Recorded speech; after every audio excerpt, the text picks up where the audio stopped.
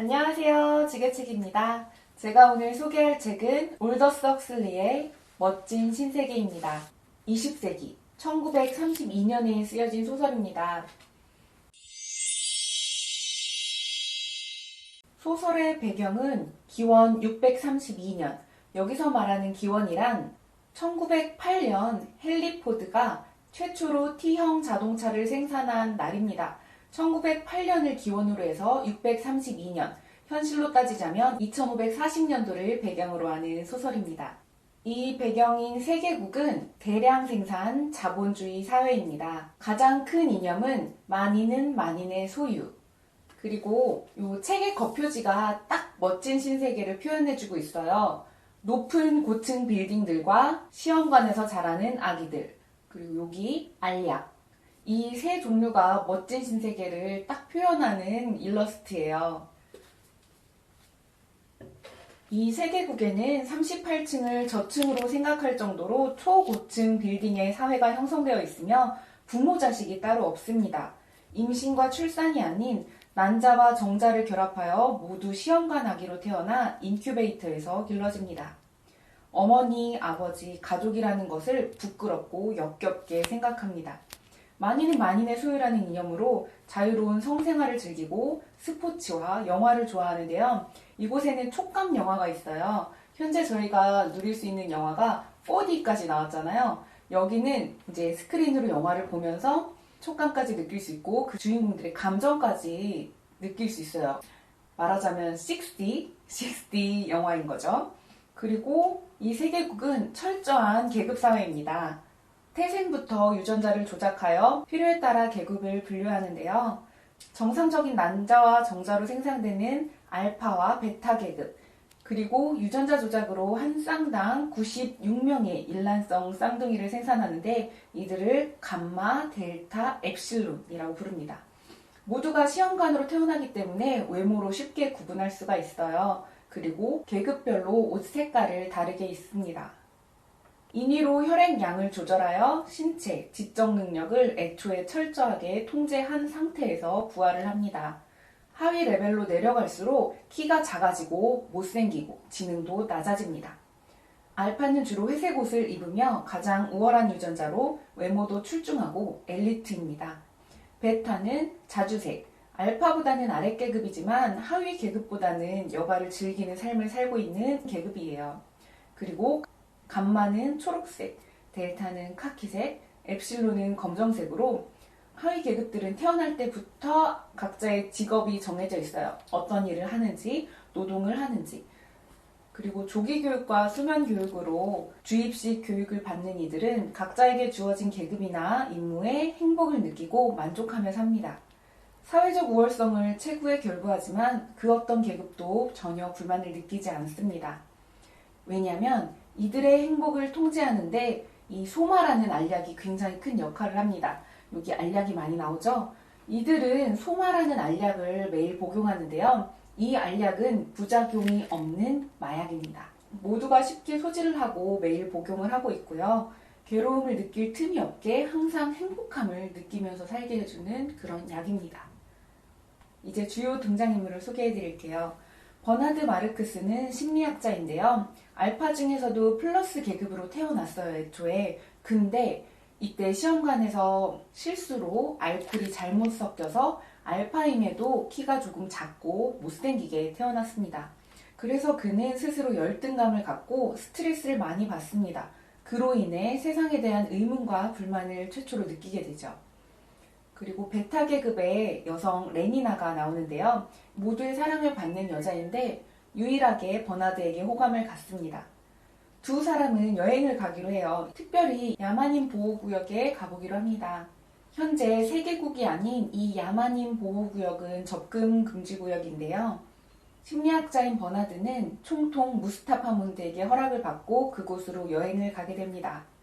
야만인 보호구역은 아직까지 사람이 출산을 하며 자급자족하는 사회로서 세계국과는 다르게 더럽고 냄새나고 정리되지 않은 사회이다 보니까 그곳으로 놀러간 두 사람은 큰 충격을 받습니다.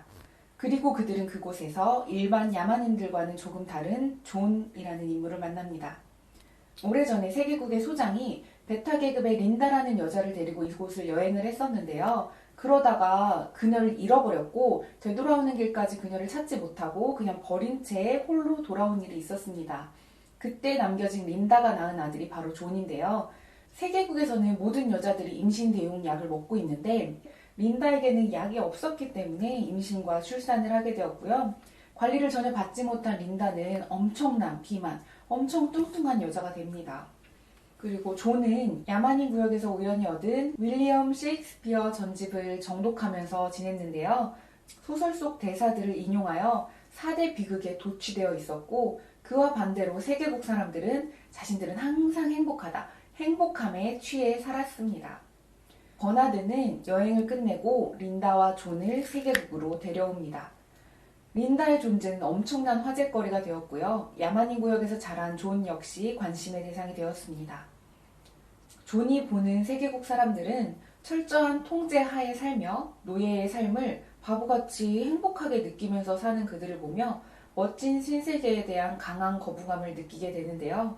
그때 소마의 배급을 중지시키려고 했고 소마를 내던지며 이 바보들 하면서 화를 내고 소동을 피웁니다. 존의 태도에 대해서 모여있던 군중들이 살짝 동요를 하는데요. 그때 사람들 사이로 소마가 가스 형태로 쫙 퍼져나갑니다. 그러면서 다시 모두 황홀감에 젖고 행복에 취합니다.